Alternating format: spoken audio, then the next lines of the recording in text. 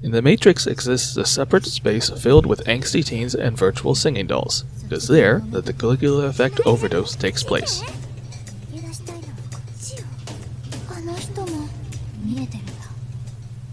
Up a bit more. In an undisclosed place, the ostinato musicians discuss the threat to Mobius that the Go Home Club represents.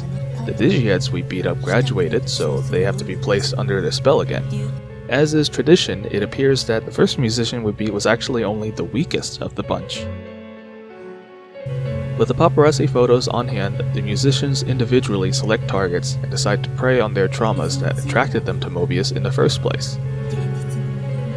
At the club room, we have a welcome party for our new member where Shogo announces his retirement from club presidency. He also elects us as new president since it seems we have our stuff together and can lead. Kotaro argues for himself to be president, but when it comes to a vote, the difference is clear. As the new president, our first decision is who to send to infiltrate Sweet Pea's tea parties. Since the parties are invite only and they only accept dreamy, cute girls, the club decides on sending Mifue.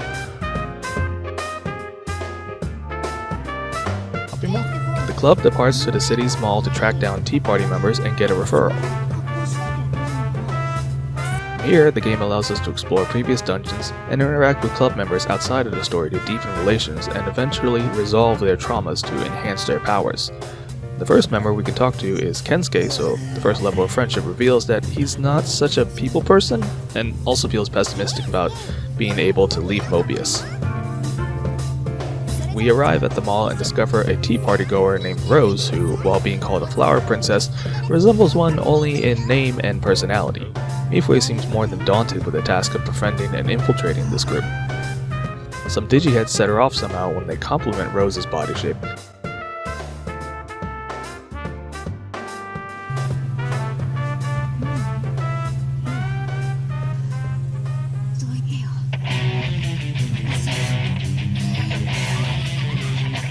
Mifue brings down the hammer.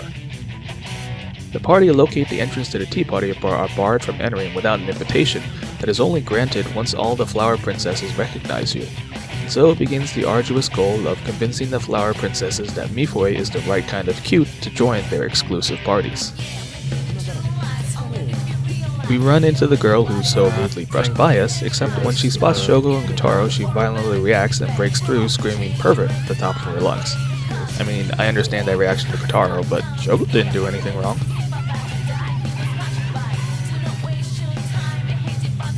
The club run into Rose, who are surprised at her gait and bluntly admit it.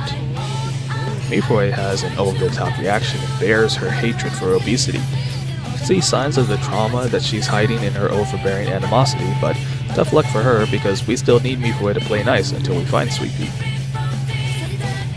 Rose tests our dreamy cute capability by sending us out to find an item that represents that ideal. The game gives us several to choose from, but it doesn't really matter. That was a piece of cake.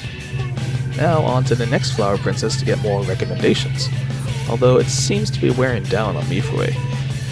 The next flower princess looks like a recycled asset of Rose, or palette swapping as the game itself puts it. The club makes some frank observations when Mifue's rage sets off again, which the club notes.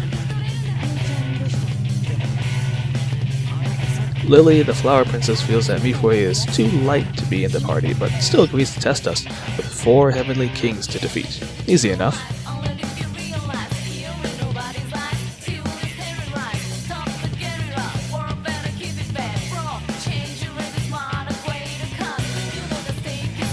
That's another recommendation down, 1 more to go. Club grows worried seeing Mifue's dispirited state. The next flower princess, Iris, is up. Mifue, who has the tongue of a sadistic mistress, accepts the final test, which is to resolve other students' troubles. The game introduces trauma quests, which can be accepted from any NPCs that we befriended. These quests typically involve temporarily inviting NPCs to the party, and finding or equipping the right items. Resolving their traumas leads to becoming close friends and gaining better stats and passives, as well as making connections to other more closed-off NPCs. Iris gives the okay, and we have our invitation to meet Sweet Pea, or as her real name is, Shizuka Nijoin.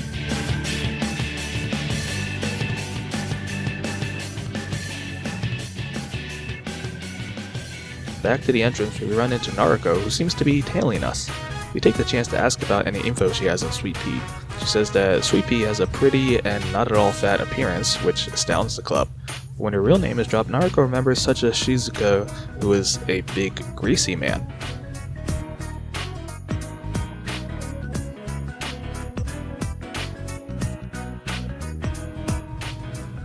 The realization that he has a different appearance in real life makes it apparent that all the students in Mobius not only lead an ideal life but also have an ideal shape to coincide. It seems that Sweet Pea's ideal form is a pretty life girl, different from the reality. After driving Naruko off with a fake rumor, the club gets past the guards to attend the party. At the place of the tea party, Shogo suggests that Mifune go in peacefully to ask about Mew, where Gensuke also suggests using Sweet Pea's identity as blackmail, spoken like the former villain he is. Mifune asks us if it's possible to accompany her, so Kotono schemes up a way.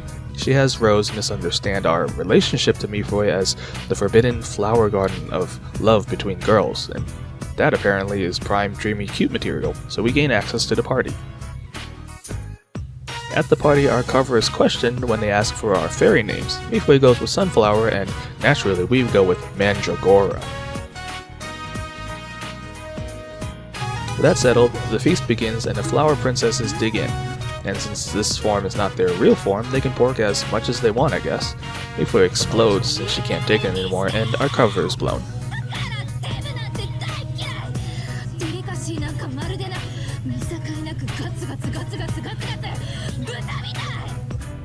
Sweet Pea reveals that Mifune must be, like them, a fatty in the real world, and her revulsion is a hatred aimed at herself. She tries to tempt Mifune into choosing Mobius and her skinny form over the real world. Mifune fights back with revealing Sweet Pea's identity, and their differences come out clear as day. Mifune wants to return home, but Sweet Pea wants to stay in Mobius and be in the form she can't have in the real world. Things come to another boss fight as intentions clash.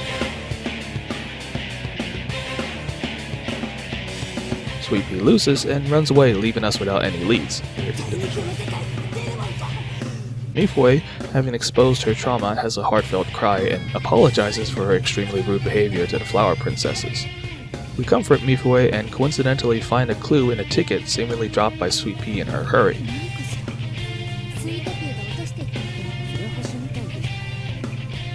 Outside, the club runs into Naruko, who has breaking news from the outside world. Students of Mobius suffer from astral syndrome, where they act like autonomous robots doing the bare minimum required to survive. Some victims have died in accidents or starvation, which puts more pressure on the club to find a way to escape before any untimely death. Naruko desperately joins the club to help find Mew, and the club sets out to find where the ticket leads to. A brief respite from the dungeon diving allows us to deepen our friendships again. Suzuna shows concern for Mifune, who's been going out without explanation, so we decide to shadow her and find out what she's been up to. We speak to Mifune, who leaves right away for unexplained reasons. Turns out that Mifune has been sneaking out to stare at food all day long. The president confronts her, but she suspiciously denies being hungry and wanting to dive into the delicious food. She seems to be fighting against her urges, but won't confide in us right now. The club separates and we head to the station and encounter a moody girl straight out of a cursed video. Thorn, the leader of the musicians, tries to coerce the president to join the musicians by asking us to hear their side of the story. At this point in the game, we can choose to join the musicians and see a different ending that is new to the overdose version of this game.